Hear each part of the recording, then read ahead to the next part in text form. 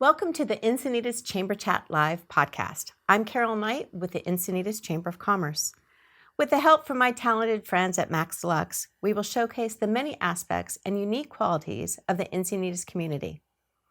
Whether it be focusing on local business owners, advice from experts, or highlighting some of the local gems Encinitas has to offer, we hope you'll find this podcast informational and entertaining. Spring is in the air, and with that comes the somewhat daunting task of spring cleaning. To help guide us through this often challenging task is Carol Sanborn of the Season Organizer and Stella Ramos of the Assistant League of Rancho San Dieguito. Welcome. Thank you. I feel I'm always tidying up, and now it's spring cleaning. What makes spring cleaning spring cleaning? Spring cleaning differs from the regular cleaning we do in that it's a deeper clean. We think of spring as a time of newness when we have Easter eggs and baby bunnies and new life. And so we want to bring that into our hearts and our homes. And that's our excuse for spring cleaning, is doing the deeper cleaning so that we feel fresh inside our homes. Ooh, I really like that approach. How about you? How do you approach spring cleaning?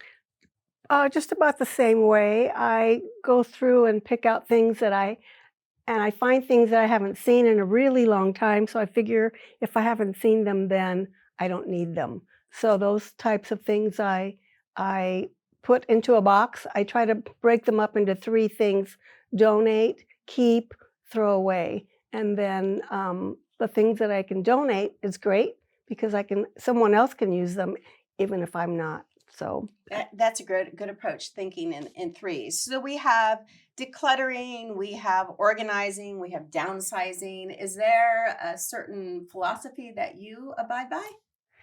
Sure, they differ in that, well, let's start with decluttering. I think most people are familiar with that. Decluttering for me is getting rid of the excess, the stuff that I call them no longers. I no longer need this coffee mug, so I'm going to get it out of my house. Mm-hmm. So the things that we don't use anymore, like baby toys, clothes that don't fit as well anymore, these are what I call no longers.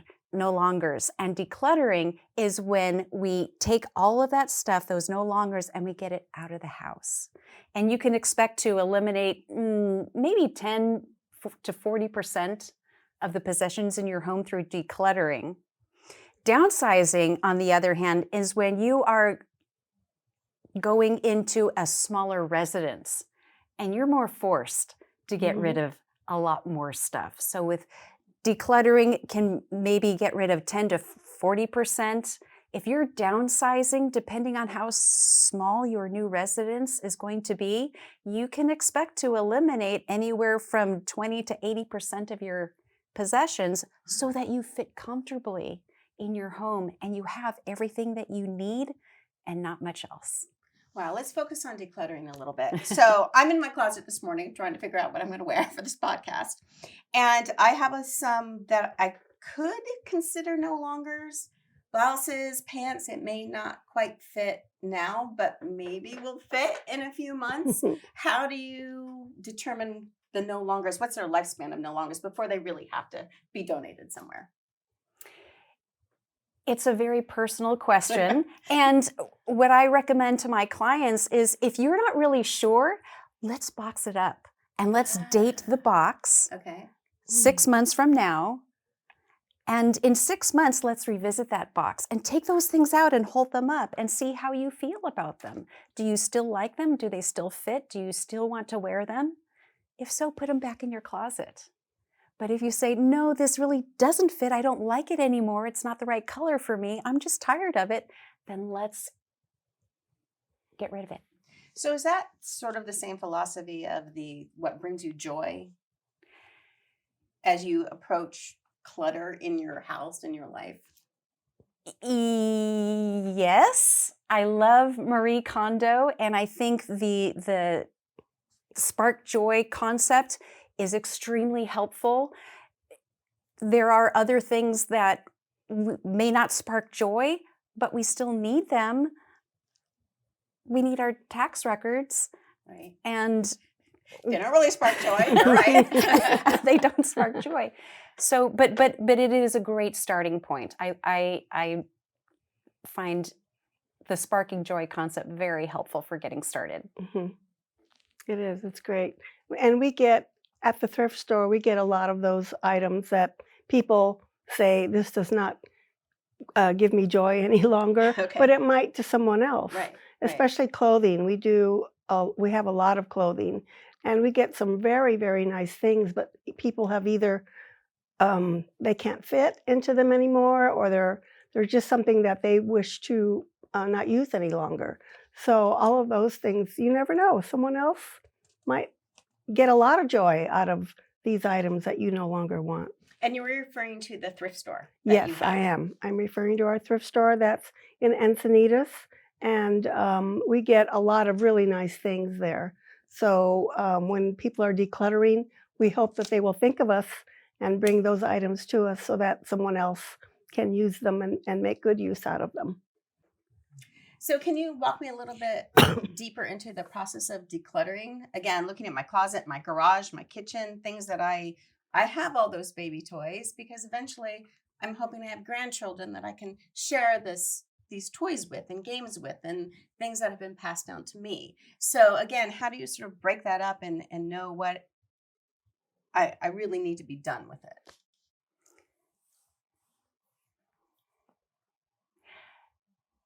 For any project, the very first thing that you want to do is imagine, what do you want your life to be like? What do you want to surround yourself with? What are the things that are going to support you in the way that you want to live your life? You've got kids, you're going to eventually have grandkids, and you want to see them enjoying those same toys that you enjoyed, that your kids enjoyed. So these are things that are important to you. Therefore, hold on to them. I'm gonna have my husband talk to you.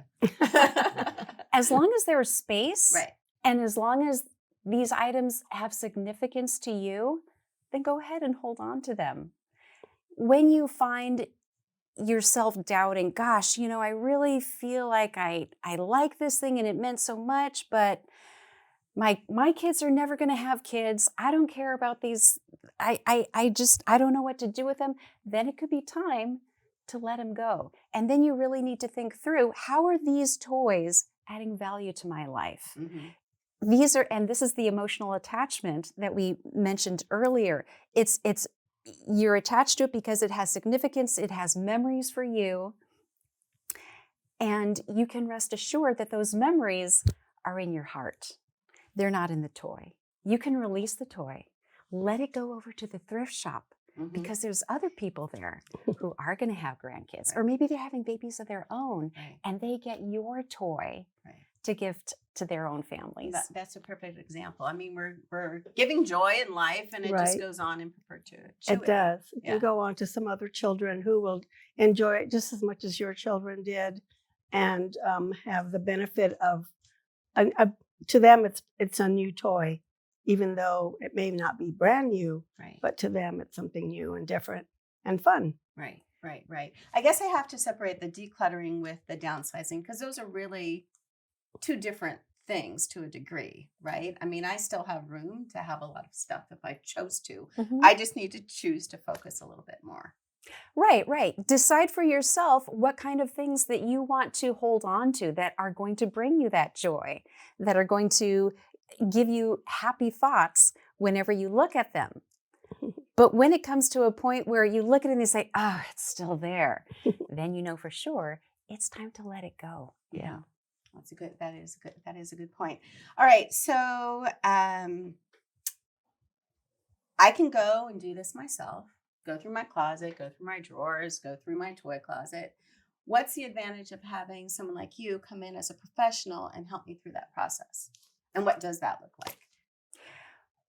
Well, there are so many advantages of having a professional help you along the way. I liken it to the example of having a personal trainer at the gym. Could you go to the gym and figure out how to use all the equipment, figure out which exercises to do to strengthen whichever part of your body you want to work on? You could. But are you going to? maybe not. Hiring somebody to do whatever job it is, it gives you the accountability so that you know it's going to get done. Mhm. It gives you the expertise so that you can be assured that what you're doing is the right way and you're not going to have regrets later. And it gives you the efficiency, the speed that you can accomplish your goals versus trying to do it yourself and starting and floundering and starting all over again. So there's a lot of advantages of hiring a professional. And what it looks like is really just me coming alongside of you and going through your closet and pulling it all out. Mm-hmm. And then showing you this blouse. Carol, do you still like this blouse?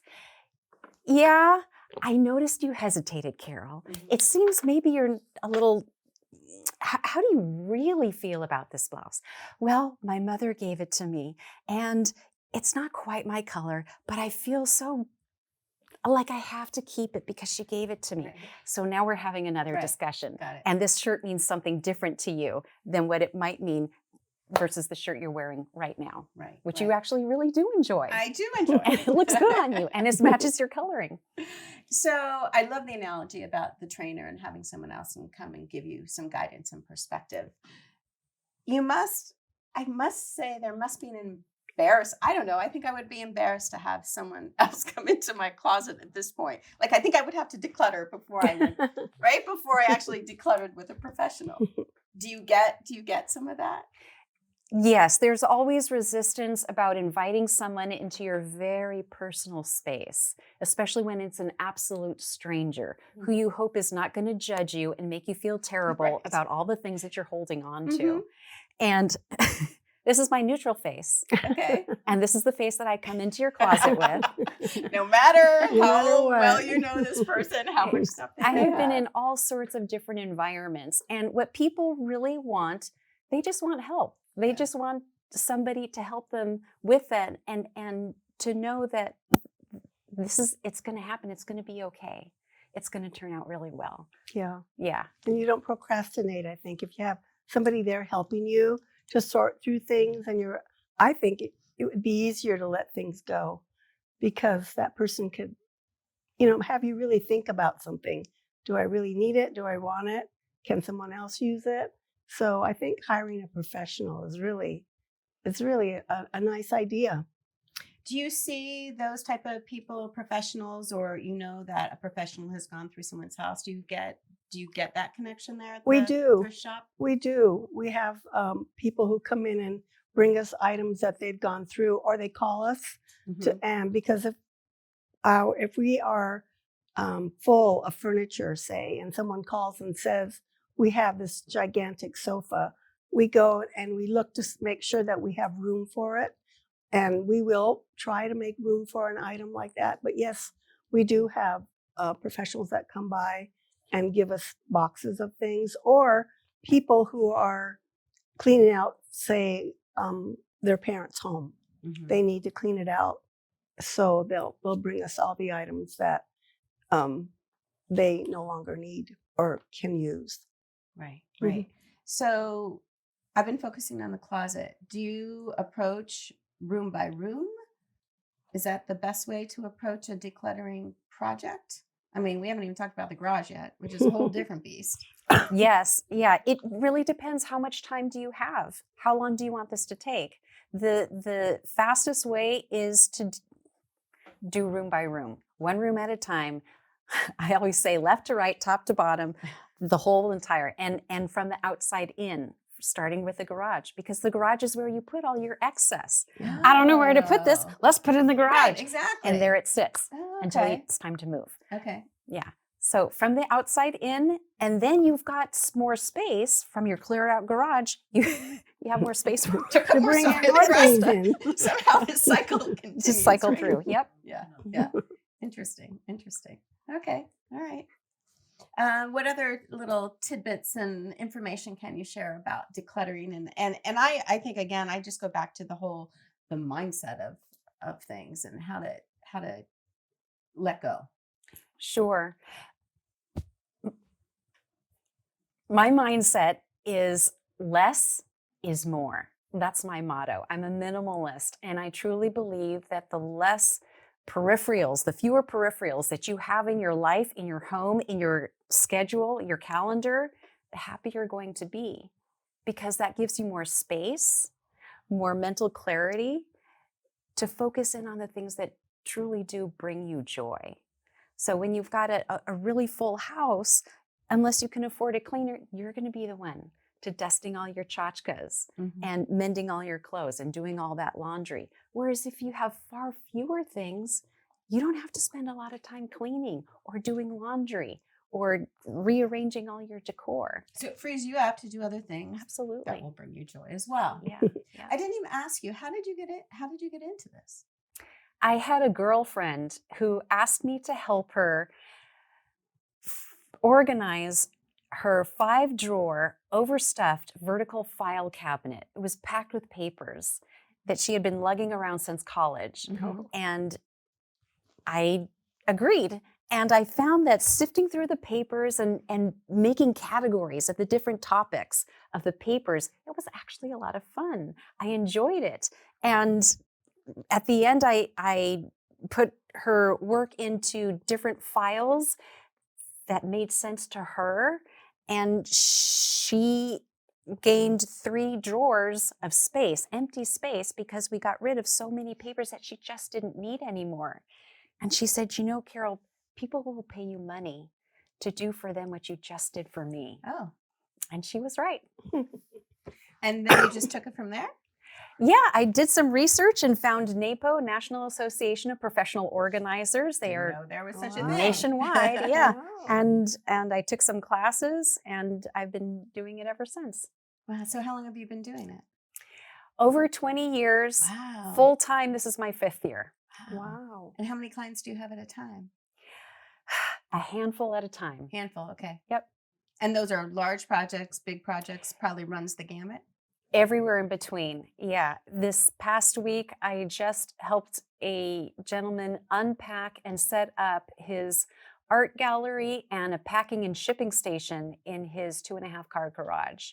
And I had other organizers working with me, and we all collaborated and shared ideas. And it was a work of art by the time we were done. Wow.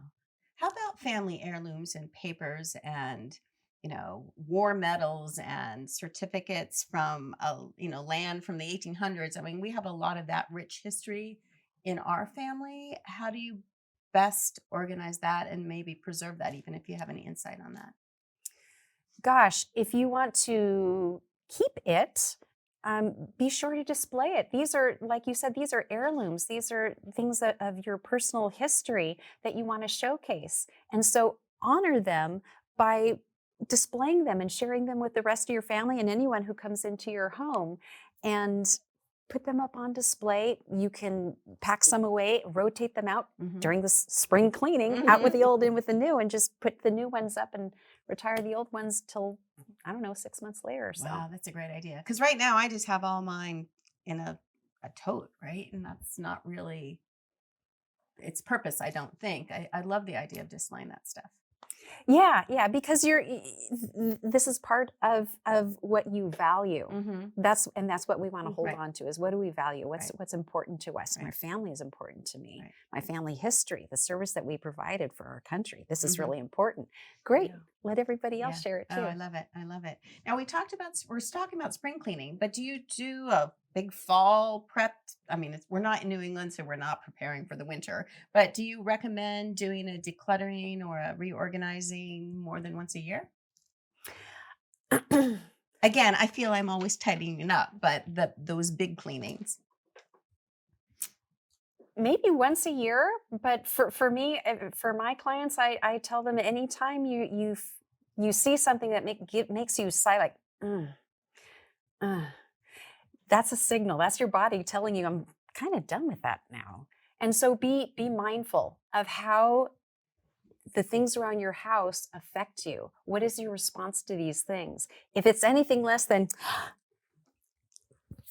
that sparky joy, consider that maybe it's time to let it go and open up space for something new. Right. True. Now, and your background, are you a volunteer at the Assistance League? I am. Everyone is a volunteer at Assistance League. Yes. Okay, and how long have you been there? I've been a member for 12 years. Mm-hmm. And this month we're celebrating our 30th anniversary. And Oh, everyone that congratulations. comes into the shop gets a 30% discount. So we invite you to come in and visit us. Oh, that's fantastic. Well, once I declutter, then I can come Yes, back then you in can and come find and visit something us. that sparks some joy for me at the That's Assistance right. League thrift Yes. shop. And I also know that you're doing a big fundraiser for your 30th. We are. We're having a fundraiser. It's on April the 28th. We invite all the community to come and help us to raise funds to support our programs. The programs that we have support local families in need, and we enjoy being able to support the students that we are able to provide funds for so that they can go and buy school clothing. Oh, that's fantastic. It is. We have a program called Operation School Bell. Every Assistance League has that program, and everyone has a different variation of it. Ours is broken up into 3 aspects. We have, today actually, the children that are in Head Start were invited to come to Marshall's, and they were each given $100 to buy school clothes. In August, we'll go to Camp Pendleton, and we will provide them with the children that attend will each receive a hooded sweatshirt, and there are other 7 chapters that will join us, and each one gives them something different. And in either September or October, we invite the young students to come to Target, and we give them $100 to buy clothing for school. So our fundraiser is really important. Our thrift shop does raise quite a bit of money for these programs, but our fundraiser also helps us to be able to support all these programs. It sounds like this could be a nice connection right here, because I imagine you recommend your clients donate to the local thrift stores and resource center in various places. Yes, there are so many options for donations, but I love Assistance League being local. Mm-hmm. You go in there and you're going to see the same face every time they get to know you. And so it's a really neat thing to be able to donate to a place that uses your no longers to help other people. Right. And just having that neighborhood, that intimate connection with the community, it helps make the decision to donate, to get rid of, to release your things that much easier, because you know that it's Right. it's going to stay local and it's going to help people in our community. Right. Mm-hmm. That is true. Now, you're talking about kids. Does the Assistant League take kids' clothing? Because I imagine you get a lot of clients who have kids and teen clothing and items that they want to donate. We have teens that do come into our shop looking for items. Sometimes it's funny what they're looking for. Sometimes they're looking for like costumes or things for a play. So we have a lot of fun with that. But we have from teens to seniors come and everyone in between coming to buy clothing from us. We do. We have a lot of clothing. That's probably our biggest seller, clothing and jewelry. So we always like to see clothing come. And how about the bigger items? Do you go beyond the closets and the garages? How about sofas, chairs, filing cabinets, as you alluded to? Do you help allocate that out as well? Yes, whatever you want to get rid of, I will take away from your home for you, so you don't have to. So I don't even have to load the car up and No, ma'am. take it away. You do it. That's my job. Wow. Nice. Full service. Full service. Yep. Yeah. And where can people find out more about the Seasoned Organizer? You can find more about the Seasoned Organizer at theseasonedorganizer.com. I'm on Facebook and LinkedIn. Wonderful. So happy to have you here today. Thank And you. how about you, Stella? Where can we find out more information about the You Assistance can League? go to alrsd.org, and our website has all the information about our chapter and all the programs that we support. And we ask you to come and visit us. Well, I don't know about you, but I am ready to tackle my spring cleaning projects with the help of you two. Thank you so much for being here today. Thank you you. for inviting me. Thanks for tuning in, and thanks to our sponsor, Max Lux. Join us again for the next episode of Encinitas Chamber Chat Live. For more information on the Chamber and its activities, please visit encinitaschamber.com.